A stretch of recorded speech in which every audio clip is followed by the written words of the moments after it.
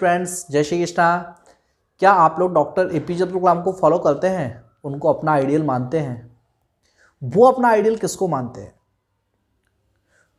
Mahatma Gandhi, Nicholas Tesla, या फिर हमारे इंडिया को फर्स्ट नोबेल प्राइज दिलाने वाले गुरुदेव रविन्द्रनाथ टैगोर? यस, बहुत लंबी फॉलोअर्स की लिस्ट है उस पर्सनैलिटी की जिसकी बात मैं करने वाला हूं इस वीडियो में।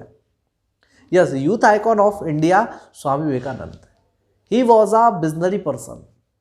उन्होंने पूरे के पूरे वेदों के ज्ञान को समराइज करके युवाओं के लिए जो बातें कही हैं और उनको लाइफ में हर स्टूडेंट को, हर यूथ को अपने जीवन में उतारना चाहिए। उनको यूं ही यूथ आइकॉन नहीं बोला गया है। स्टूडेंट्स, किस तरीके के उनके संघर्ष की कहानी थी, किस तरीके से उन्होंने अपने आप पे खुद पे भरोसा करके भारत के साथ साथ पूरे विश्व में भारत का परचम लहराया, हमारे इंडिया की कल्चर को पूरी दुनिया तक पहुंचाया। उस इंसान की बात मैं आज इस वीडियो में करने वाला हूं। काफ़ी शॉर्ट में मैं आपको उनके लाइफ के बहुत सारे स्पेशल इवेंट्स बताऊंगा एंड ऐसी कुछ बातें, ऐसी 3 बातें मैं इस वीडियो में आपसे शेयर करूंगा जो हम सबको उनकी लाइफ से अपनाना चाहिए। अपने गुरु श्री रामकृष्ण परमहंस के कॉन्सेप्ट को, उनके सिद्धांतों को, उनकी सोच को आगे बढ़ाने के लिए उन्होंने विश्व धर्म सम्मेलन जो कि शिकागो में होने वाला था, वहाँ जाने का निर्णय लिया। जब वो वहाँ गए तो गरीबी की हालत में इस तरीके से गए वहाँ पर उनके पास रहने के लिए, खाने के लिए किसी प्रकार की कोई ऐसी व्यवस्थाएं नहीं थी। धन का काफ़ी ज़्यादा अभाव था। और वहाँ जाके पता चला कि विश्व धर्म सम्मेलन जो होने वाला है वो 2 मंथ के लिए पोस्टपोन्ड हो गया है। बहुत ही धन के अभाव में उन्होंने बहुत ही ज़्यादा पैसों की कमी का किस तरीके से संघर्ष किया। लोगों ने उनके पहनावे पे उनका मजाक उड़ाया, यहाँ तक कि उन्होंने अपनी आत्मकथा में खुद से कहा कि लोगों ने उनको मारने तक के लिए उनके पीछे भागे।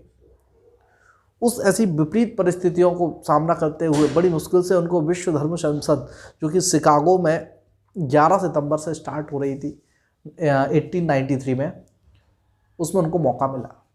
जब वो गए तो उनका जो सबसे नंबर लास्ट में था बोलने का, स्टूडेंट्स आपको ये जान के काफ़ी आश्चर्य होगा कि जब उन्होंने बोला था तो उनकी पहली लाइन के बाद ही कंटिन्यू 2 मिनट्स तालियां बजती रही। 2 मिनट तक लगातार तालियां बजती रहीं।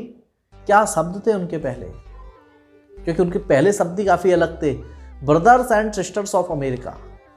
उन्होंने स्टार्टिंग से ही क्या बोला, brothers and sisters of America. इस तरीके की जब बात उन्होंने बोला कि भैया हम तो पूरे दुनिया के हर इंसान को अपने भाई बहन की नज़र से देखते हैं। एक भाईचारे की बात जो उन्होंने कही, उसको देखकर दूसरे धर्म के जो अनुयायी थे उनको काफ़ी लगा कि यार क्या कल्चर है इंडिया का। उसके बाद उन्होंने अपने लगभग 11 मिनट तक एक अपना स्पीच दी।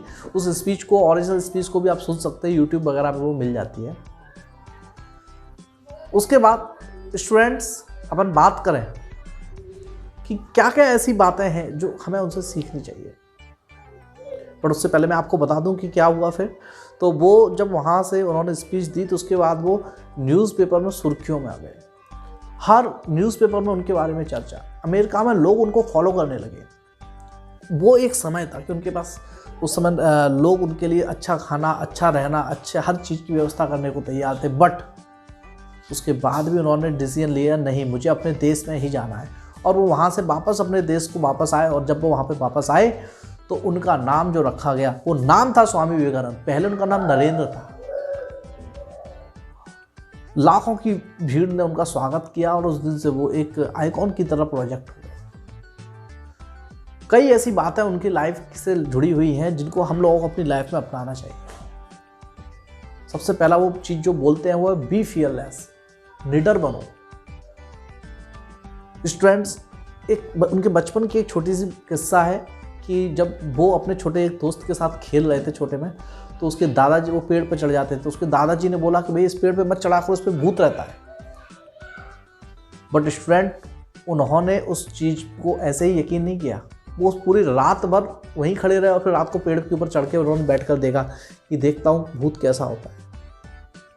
किसी भी चीज़ को ऐसे ही सुनकर मान लेना, ये चीज़ नहीं थी उनके अंदर। हर चीज़ को वो देखना चाहते थे, महसूस करना चाहते थे, उसकी सत्यता को जांच करते थे।